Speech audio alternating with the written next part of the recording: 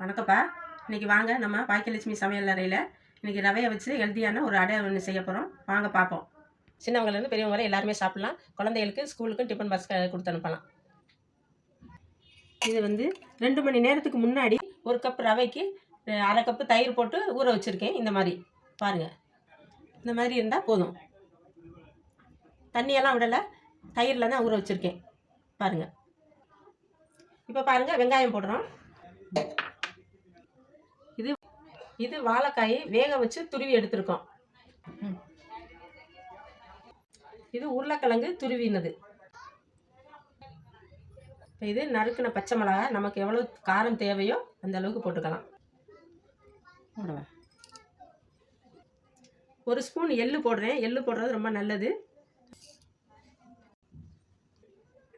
முருங்கைக்கீரை கொஞ்சம் போடுறோம். இப்போ கீரை டெய்லி சாப்பிடணும்ல, அதனால இதுலையாவது ஒரு விதத்தில் கீரை சேர்த்துக்கலாங்கிறதுக்காக முருங்கைக்கீரை. இது கொத்தமல்லி.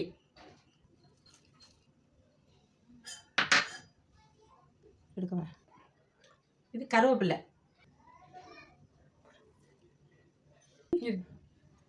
கையை கழுவிட்டு வந்துடுவா. இது உப்பு. உப்பு கொஞ்சம் போட்டுக்குவோம். உப்பு தேவையான அளவு உப்பு போட்டுக்கலாம். இப்போ எல்லாத்தையும் மிக்ஸ் பண்ணிடுவோம். இப்போ பார்த்துக்குவோம். தண்ணி தேவைன்னா தண்ணி கலந்துக்குவோம். எந்த அளவுக்கு பதம் வேணுங்கிறத பார்ப்போம். இப்போ தண்ணி கொஞ்சம் தேவைப்படுது, தண்ணி கொஞ்சம் போட்டுக்குவோம்.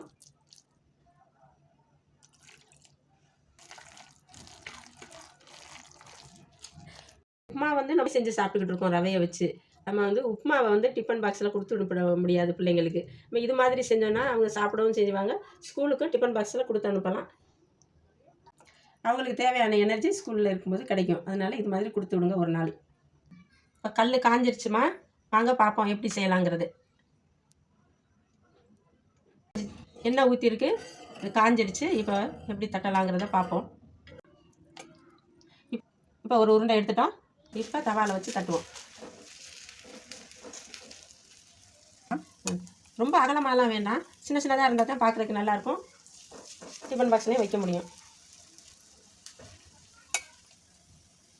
பெரிய கல்லாக இருந்தால் 2-3 செஞ்சிடலாம்.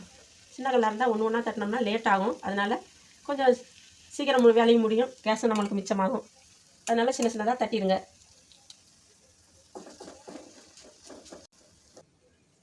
ரவை நல்லது தான். ரவையில் ப்ரோட்டீன் இருக்குது. அதனால் பிள்ளைங்க சாப்பிட்றது நல்லது தான்.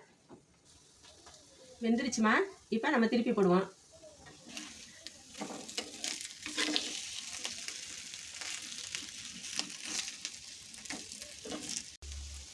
ரெண்டு பக்கமும் திருப்பி போட்டு வேக வச்சாச்சு. இப்போ வாங்க பிளேட்டில் வச்சு பார்ப்போம்.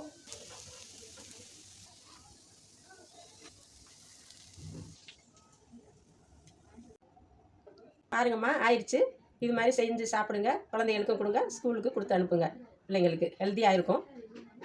மறக்காமல் பாருங்கள், சப்ஸ்கிரைப் பண்ணுங்கள், அம்மாவுக்கு ஆதரவு கொடுங்க.